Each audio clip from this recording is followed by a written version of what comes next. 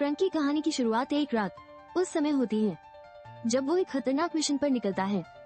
इस मिशन का उद्देश्य उसे अपने दुश्मनों का सामना करना है जो उसकी जिंदगी और परिवार पर खतरा बना चुके हैं। जैसे ही वो अंधेरी रात में आगे बढ़ता है, उसकी आंखों में एक अजीब सी चमक होती है जो उसकी बहादुरी और निडरता को दर्शाती है। फ्रैंक के परिवार के प्रति गहरी प्रेम और सुरक्षा की भावना उसके हर कदम को प्रेरित करती है। जब उसके परिवार पर अचानक हमला होता है तो वो प्रतिशोध की राह पर चल पड़ता है। उसकी आंखों में एक संकल्प है जो उसे बताता है कि अब वो किसी भी कीमत पर अपने परिवार का बचाव करेगा। फिल्म में हमें दिखाया गया है कि कैसे फ्रैंक अपने दुश्मनों से बदला लेने की योजना बनाता है। उसकी लड़ाई केवल शारीरिक बल से नहीं बल्कि उसकी मानसिक शक्ति और चतुराई से भी भरी हुई है।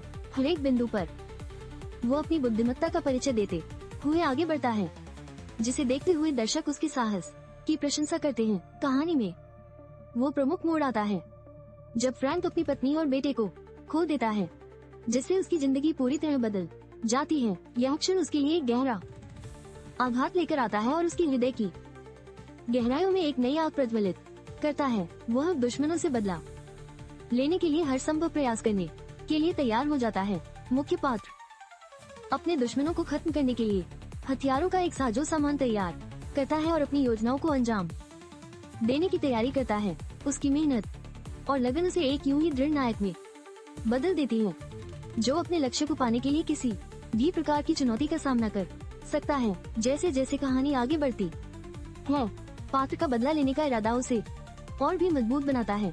वह अपने दुश्मनों के खिलाफ एक रणनीति बनाते हुए अपने आप को और भी बेहतर बनाता है। यह मानसिक संघर्ष और स्वप्रेरणा ही है जो उसे एक दृढ़ और शक्तिशाली नायक बनाती है। मुख्य पात्र ने अपने परिवार के हत्यारों का सामना करने का निर्णय लिया है और वो अपने तरीके से न्याय की तलाश में है। यह न्याय का एक व्यक्ति परिभाषा बनता है जो दर्शकों को ये सोचने पर मजबूर करता है कि क्या प्रतिशोध सही है।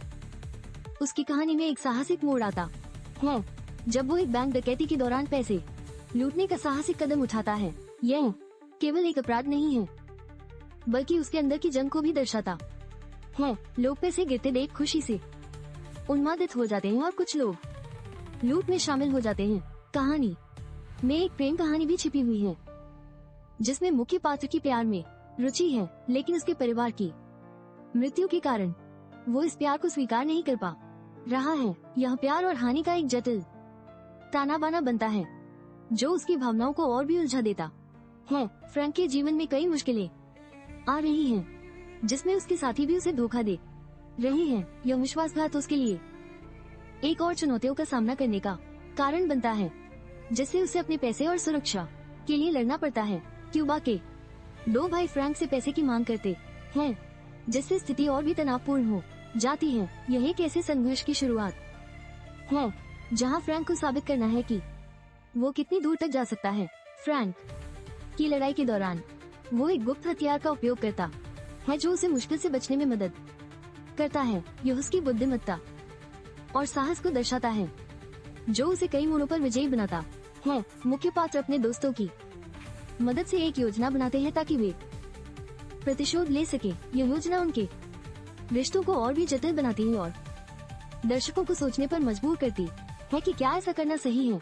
कहानी में विश्वासघात का एक महत्वपूर्ण पहलू है जहां पत्नी की बेवफाई से पति का जीवन बर्बाद होता है। यह व्यक्तिगत संबंधों में विश्वास के महत्व को रेखांकित करता है और सिखाता है कि रिश्तों में ईमानदारी कितनी महत्वपूर्ण है। कहानी का एक और बिंदु ये है कि प्रतिशोध लेने की कोशिशें अक्सर अनपेक्षित परिणाम लाती हैं। यह दर्शाता है कि जीवन में निर्णय लेने के परिणामों को ध्यान में रखते हुए चलना आवश्यक है, क्योंकि एक गलत कदम सब कुछ बदल सकता है। मुख्य पात्र ने अपने शत्रुओं के खिलाफ तकनीकी संसाधनों का इस्तेमाल किया, जैसे बम और जाल बिछाना।